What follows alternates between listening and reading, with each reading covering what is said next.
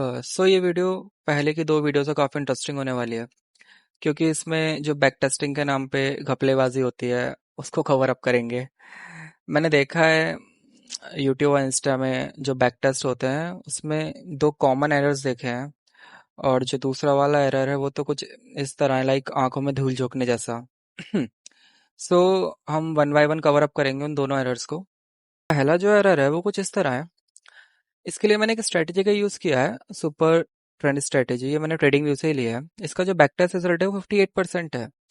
सो मेरा एक सिंपल सा क्वेश्चन है कि ये जो बैक टेस्ट है ये इस डेटा पे ट्रेन हुआ है, क्या ये डेटा फ्यूचर में भी सेम रहने वाला है? तो इसका आंसर है नो। जब ये डेटा ही सेम नहीं रहने वाला तो ये स्टैट्स कैसे सेम हो सकते हैं फ्यूचर में? मतलब इसमें प्रॉब्लम क्या हो रही है वो देखो कि हमें एक सिंगल आउटकम पे इस स्ट्रेटेजी को बैक टेस्ट करके दिखाया जा रहा है और हमको लग रहा है कि ये आउटकम हमको फ्यूचर में भी मिलेगा, जो कि इम्पॉसिबल है क्योंकि प्राइस बिल्कुल डिफरेंट बिहेव करने वाला है फ्यूचर में।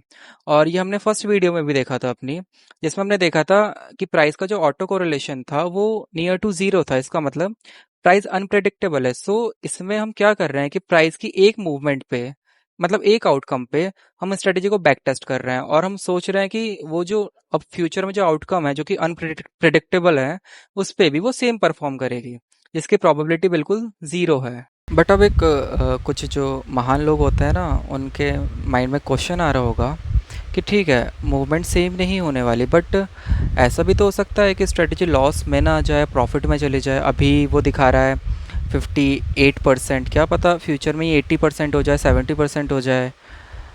सो उनसे मेरा रिप्लाई इतना ही रहेगा कि जब पता ही नहीं कि वो सेप पॉजिटिव हो सकता है नेगेटिव, तो ट्रेड ही क्यों करना है?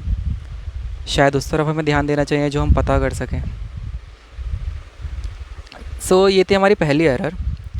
और जो दूसरी मेजर एरर है अब हम उसको देखते हैं कि वो किस तरह है। सो जो सेकंड कॉमन एरर है जो मैंने ऑब्ज़र्व किया था वो कुछ इस तरीके से है कि ये जो मैंने इसमें स्ट्रेटजी के स्टैट्स हैं बैक टेस्ट के, ये सिर्फ इस एक सिंगल आउटकम पे हैं।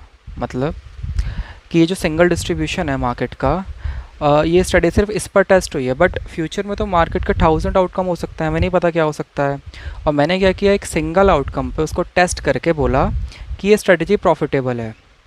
हुआ ना हुआ आंखों में धूल झोंकने वाला काम।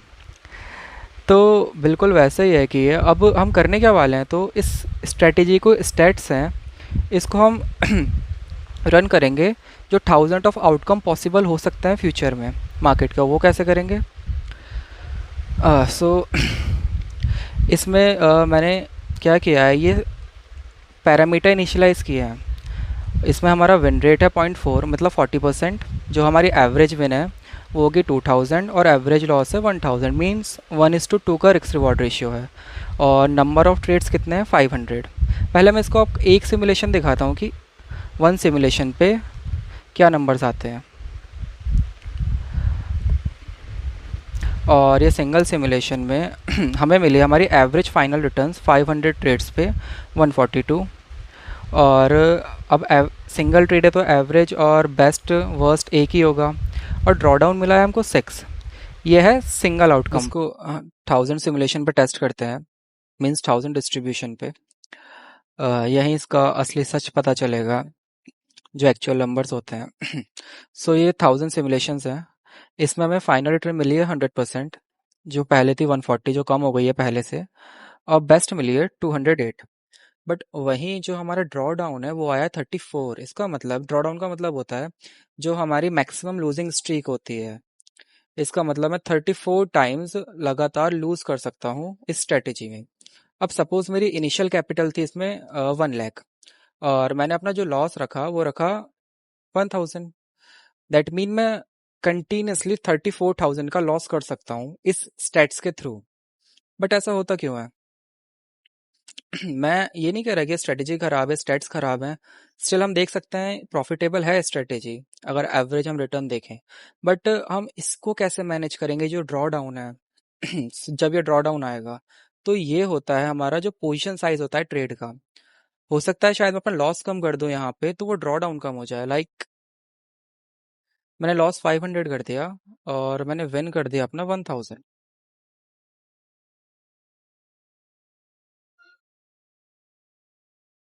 अब ये ड्रॉ डाउन जो है ये पहले से कम हो गया है, बट ऐसा भी तो हो सकता है शायद कोई एक ऐसा ऑप्टिमल नंबर हो, मतलब ऑप्टिमल मैं ऐसा अपना पोजीशन साइज रखूं जिससे मैं अपनी रिटर्न को मैक्सिमाइज कर सकूं फ्यूचर में। इट कैन बी 500, 700 और 900।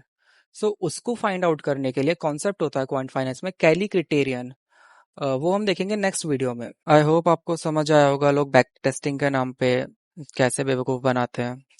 सो इन फ्यूचर मैं इसका एक प्रॉपर फ्रेमवर्क लेके आने वाला हूँ, जहाँ हम सीखेंगे स्क्रैच से किसी भी स्ट्रेटेजी को प्रॉपरली किस तरह बैक टेस्ट किया जाता है। So thank you for the watching.